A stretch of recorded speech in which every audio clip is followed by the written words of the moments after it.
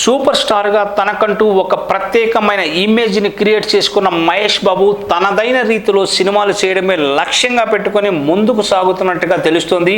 ఇక ఇప్పుడు అందుతున్న సమాచారం ప్రకారం మహేష్ బాబు రాజమౌళితో చేయబోయే సినిమా సంక్రాంతి నుంచి సెట్స్ మీదకు వెళ్ళబోతున్నట్లుగా వార్తలైతే వస్తున్నాయి.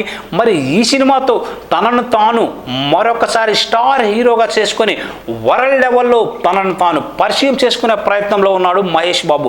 మరి ఇలాంటి సందర్భంలో రాజమౌళి సైతం పాన్ ఇండియాలో తన సత్తా చాటుకుంటున్నాడు. కాబట్టి ఇప్పుడు పాన్ వరల్డ్లో సత్తా చాటాలని ఆశిస్తున్నాడు.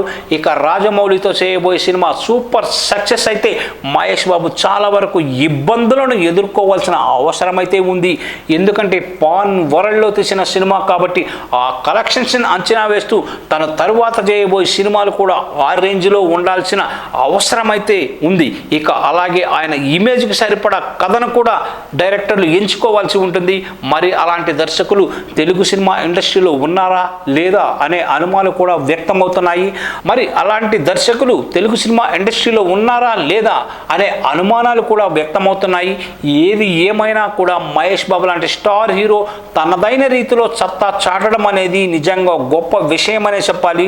ప్రస్తుతం ఆయన చేస్తున్న ఈ సినిమా సూపర్ సక్సెస్ అయితే మాత్రం ఇక తనకు తిరుగు లేదనే చెప్పడంలో ఎంత మాత్రం అతిశయోక్తి లేదు.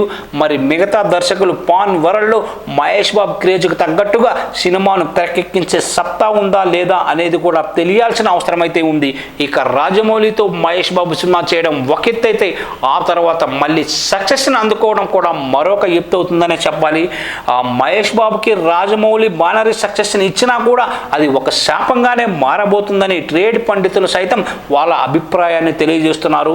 మరి మహేష్ బాబు ఈ సిచ్యువేషన్ని ఎలా ఎదుర్కొంటాడనేది తెలియాలంటే మాత్రం మరికొన్ని సంవత్సరాలు వెయిట్ చేయాల్సిందే. చూడాలి మరి ఇక మీదట మహేష్ బాబు చేయబోయే సినిమాలతో ఎలాంటి సక్సెస్ సాధిస్తాడో మరి.